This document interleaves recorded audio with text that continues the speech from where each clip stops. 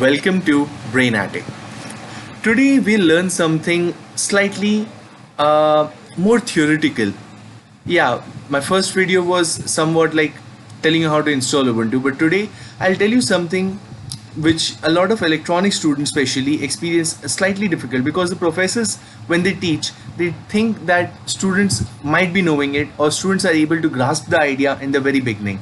Now, few students find it very difficult. Yeah, over the time, they get habituated to it. They go through videos like these and they get the tips and tricks which is given to them.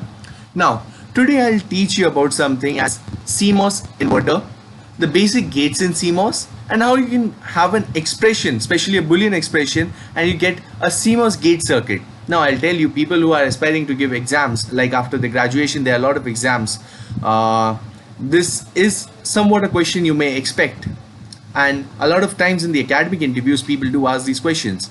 Oh, not to forget industrial interviews as well. So let us begin. Yeah, also there are some bonus things which I'll mention, so hope you enjoy. Now this is a basic CMOS inverter structure. As you can see, this is the V in and this is the V out. We have a PMOS here and an NMOS here. Now, if you give an input 0, you get an output 0. This is the basic truth table for it. If you give an input 1, you get an output 0. Now, how is this possible? When you give an input 0, the PMOS is activated and it gives a path to the output while the NMOS is off. So, your VDD comes out to the output and you get a 1. When you give an input 1, your NMOS is activated and your PMOS is off. And you discharge the path, you discharge whatever value is here and you get a 0. Yeah, for a better understanding, just imagine that there is a capacitor over here which has some initial charge, which either has some initial charge or doesn't. Suppose you want, if you see a 1 at the output, then do understand that this capacitor is charged, and when you see a 0, this capacitor is getting discharged. Okay, now one of the very fundamental questions which people do expect that you know with respect to CMOS inverters. What is its voltage transfer characteristics? Now, as you see, I've plotted V out over here in the y-axis and V in the x-axis. So, when your V in is close to 0, your V out is close to VDD. When your V in is close to almost VDD or higher value, your V out comes down to somewhat 0 value. Now, you can see I've drawn a straight line. V out is equal to V in. The point where this voltage transfer curve intersects this straight line, we call it as a trip point. In my next video, I'll give you some derivations. I'll show some derivations of how you can calculate the trip point for a short channel device as well as a long channel device. Now, in ideal situations, what we observe is that Vm, that is my trip point, is usually equal to VDD. Okay, so this was the very basic idea of voltage transfer characteristics.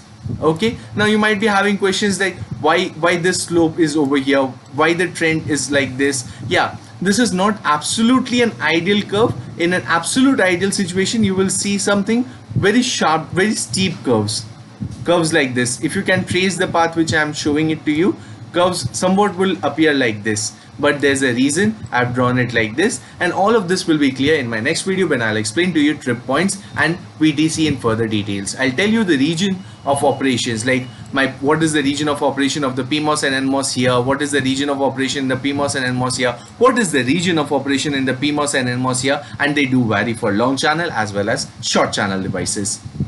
Now, moving forward, there is a trick I want to share with you. Now, when you are drawing a gate, so I hope this is visible to you. When you have a product in your expression, then do make for the pull down network, especially when you have a product in your expression, make the pull down network in a series combination. When you have sum in your expression, make the pull down network in parallel combination. Now, as you can see, for a NAND gate over here, we know just a very fundamental equation I've written for a NAND gate. Y is equal to A into B whole bar, Y and B whole bar. So what happens is that since it's a product, I've placed my two gates in series. Okay, and obviously since this is a CMOS design, my Y will present me a complemented output. Since this is a CMOS design, my Y will present me a complemented output, and therefore this Y and this Y are the same. Now for the pull-up network, just observe clearly. Since I've drawn a series combination of A and B for the pull down, I'll make a parallel combination of A and B for the pull up network. Now it is up to you. Do the truth tables and find out the NAND gate.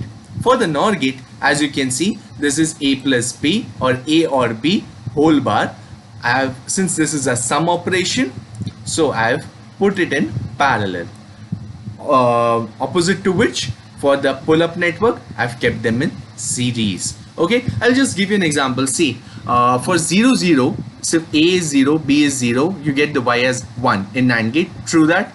So when A is 0, my PMOS is on, my PMOS is on, and both the NMOSes are off. Now imagine, as I told you, if a capacitor is here, okay, so these two gates are on, they provide a path and they charge up my capacitor. Now, excuse me, for this, I'll give you an example. Say A0, B1. So if A0, this gate is on, but this gate is off. So you do not get a path. But in this case, since A0, this NMOS is on, but this NMOS is off, and this NMOS is on. So you get a discharge path to the ground. So you can easily discharge Y, and that is what you get is equal to 0. When A is 0, B is 1, you get as 0. Okay. Now moving forward, this was the trick. So easier way to remember this, P, whenever you have a product P, you put it in series S. So P, S, S, P. Okay. So this was the trick in this video. If you have a product P, put it in series S. Excuse me. If you have if you have a sum, then put it in parallel. Okay. Now I hope all of you know that NMOS provides me a strong 0. That is why I keep it in the pull down network, and my PMOS provides a strong 1. That's why I use it for the pull up network. Now this I've seen in some examinations. People often tend to ask a XOR gate. So see, the A dot B bar plus A bar B. Now one thing I want to mention over here is that the pull down is always seen as a complemented output.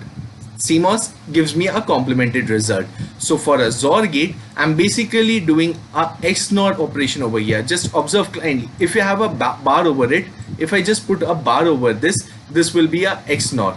Okay. So what will happen is that, see, I hope you remember the XNOR expression. Y is equal to AB plus A bar B. Now A, B are in product, so I've kept them in series, plus A bar B bar, so I have kept them in series. Now these two expressions are sum, so I have put them in parallel to each other. Somewhat unclear to you? And obviously I've done the complement of the operation over here. Just do remember, best way is you try a truth table for this all by yourself. This is the circuitry. These are also available by a lot of images, and a lot of texts are available, but just try to implement it by yourself. If not possible, I'll discuss more on the XOR gates and the XNOR gates in the next class. Now, yeah, something which I was telling you time and again, focus on the pull down network whenever you are constructing a logic expression, and remember, it will give you a complemented output. Okay, now let's have some practice over here. So this is some expression I have. If you kindly observe, you will see that Y is equal to A plus B C plus DE dot F whole bar. Now this CMOS design takes care of my bar, the complement. So I'm just worried about the expression below this bar. So A plus BC plus D. As I told you, if I see a sum, I'll put them in parallel for the pull down. So I saw a sum, I'm keeping it in parallel. All the sum expressions are in parallel. Now if you see, this f is in product with this entire thing. So if you just design a truth table, this is 100% correct, and you just observe, since I have placed f in series over here, I have to place f in parallel over here. So basically the way you design your PDN, that is a pull down network, absolutely opposite of it is the way you design your pull-up network. So if you're placing it in series, place it in parallel. If you're placing it in parallel, then place it in series. Just observe this for a while. The best way to learn anything is to just think for some time. If you want to, just pause this video, observe it, then watch it again if you have any more doubts. Just observe f product with this whole expression, so I've kept it in series. All these expressions are in sum, so I have kept them in parallel. These individual expressions are in series because of their product. Now absolute complement of this is what we see over here. So just giving you examples was not sufficient. I hope you will try and practice this problem. I've given you a circuitry. This is relatively simpler to what I explained to you. Try and write the expression in the comments below. And if you do like my video, then hit subscribe. And if you want some more suggestions, more topics you want to learn, if some unclarity is there, any feedback is more than welcome. Thank you.